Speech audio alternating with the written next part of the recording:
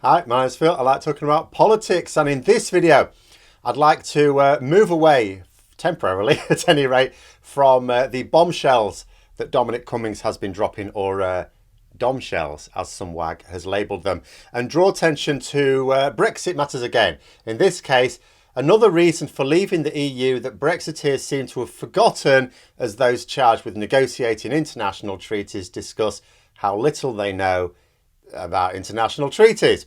But first, if you'd like to be notified of daily news and politics, then please subscribe to the channel and click the bell notification icon. So picture the scene. We spend years being told that we need to leave the EU so that we can strike our own deals around the world. The problem with being an EU member, they said, was that EU members aren't allowed to strike their own agreements with other nations. It all has to be done through the EU Commission, and you dilute the benefits to your country in order to get the deal that satisfies everyone. That's what we were told. EU members can't strike their own bilateral agreements with other nations. And that is generally the case. Yes, we couldn't. The price we paid for getting better deals thanks to our combined economic power was getting deals that were good for everyone else as well. They were still good for us, of course, or we would have blocked them with our veto.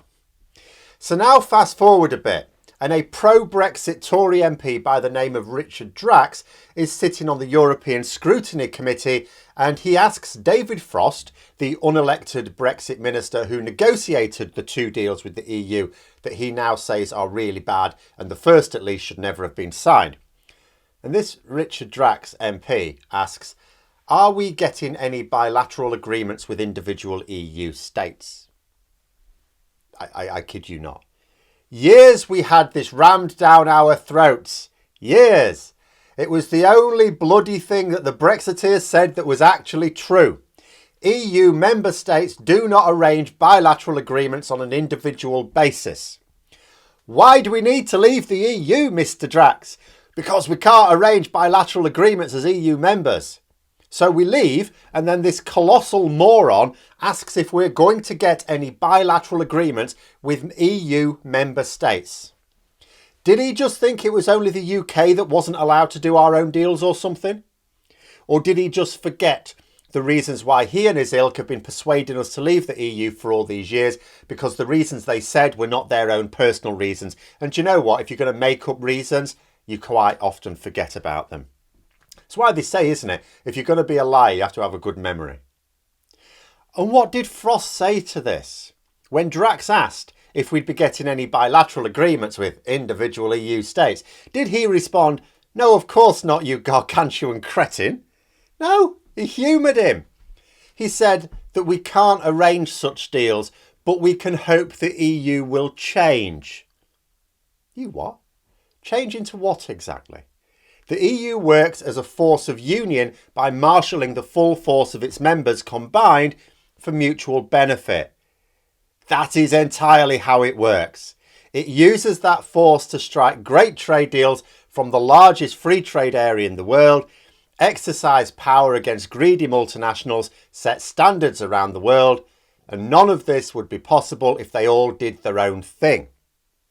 The EU works as an economic and political and peace project by turning nations who spent centuries fighting amongst themselves into a huge global power without the need to let each other take it in turns to actually rule the world. I mean, there will be some things we can arrange with individual countries, of course. You know, if it's something that's outside the EU treaties, the EU treaties don't cover everything. Then we can fill our boots. We can organise joint military exercises as we've been doing recently with France. No problem at all. But when it comes to trade and movement, not so much. I mean, we can have discussions with ministers and officials of member states. That's not a problem. We can attempt to influence them into getting the EU as a whole to agree things with us. Although I'm not entirely sure how being incredibly rude to those member states is supposed to be effective lobbying for such favours.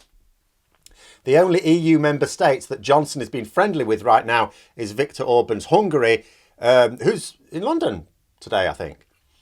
But given that Hungary is one of the smaller nations and also a tin pot dictatorship with whom most of the rest are not at all happy, I don't think there's going to be a great payoff there, other than headlines in the Express and the Mail about Johnson dividing and ruling the EU by playing one member state off against another. But like I said, Hungary doesn't exactly have a leading influence in the EU right now. Little aside about that divide and rule, because that inevitably what it's about. Johnson's extending the hand to another would-be dictator to try and show that there's schisms in the EU, there's little splits there, fault lines. Someone did actually suggest, if that's how it's going to be, what if, just let's say, Nicola Sturgeon decided to invite Ursula von der Leyen for a little meeting in Scotland? How would that play out? But anyway, then Frost made it really clear just how much Brexit has screwed us. He explained to the committee that when the EU has decided something, there's no further discussion to be had. Third countries, like us, have to accept it. That's what he said. He used shellfish as an example by saying it turns out that EU rules make the import of Category B bivalve molluscs impossible. And I thought, it turns out? It turns out is a phrase you use when you discover something relevant later on. How come we didn't know this earlier? Of course, as it happens, we did know it earlier, and when our government tried to deny it, the EU happily showed the letter written by our government confirming that they were aware of this before Brexit. But seriously, have they just given up even pretending they know what they voted for now? How on earth can any single Leave voter who still believes in Brexit, which is not all of them, and how can they sit there with a straight face and still say they knew what they voted for when even the guy who negotiated Brexit, both bits of it, is now admitting in Parliament, where it's all on record, that he didn't have the foggiest idea what he was doing? It makes a mockery of every single Brexit supporter. The official, now minister, who actually took care of the technical details of the entirety of Brexit, made it manifest, is now learning all sorts of things that he says he never knew. Bloody hell, he should have gotten in touch with me. I could have set him straight. Or better yet, he could have actually listened to the very people I listen to get my information. You know, the people who actually know what they're talking about. Trade experts, business leaders, legal experts. Because the country is now full of Brexit exponents saying that this isn't what they thought they were getting. I've yet to see a prominent former Remainer saying that anything that's happening now is a surprise, with the possible exception of being baffled as to why the main opposition party isn't having a field day with this. Just like that, I have to mention the most frustrating part of the whole episode. So, you know,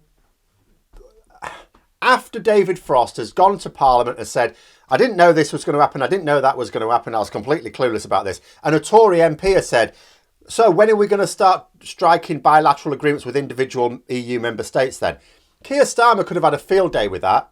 He could have put Boris Johnson under the cosh over that in PMQs. I'm not saying he would have done it this week with Dominic Cummings. I mean, you know, it's good almost all the time. Keir Starmer does make Johnson look foolish. I think there's been 2 PMQs where I can think, well, that wasn't good.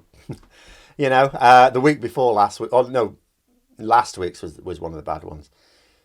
But imagine having a situation where you can quote the Prime Minister's own Brexit negotiator saying he didn't have a clue what he was doing. That his first deal, which Johnson won the general election off the back of, should never have been signed. You could have an absolute riot. But anyway, don't know what he'll be asking next week. Probably not that. But Frost then went on to say that he'd like to think we can just unilaterally change the conditions of the international treaty that he negotiated and his boss signed with the EU and not raise any issues. That the EU just won't raise any objections to us rewriting the treaty that we agreed with them. Imagine that in any context. You sign a contract with someone and the other side, after you've signed it, says, right, I'm going to change a few bits here.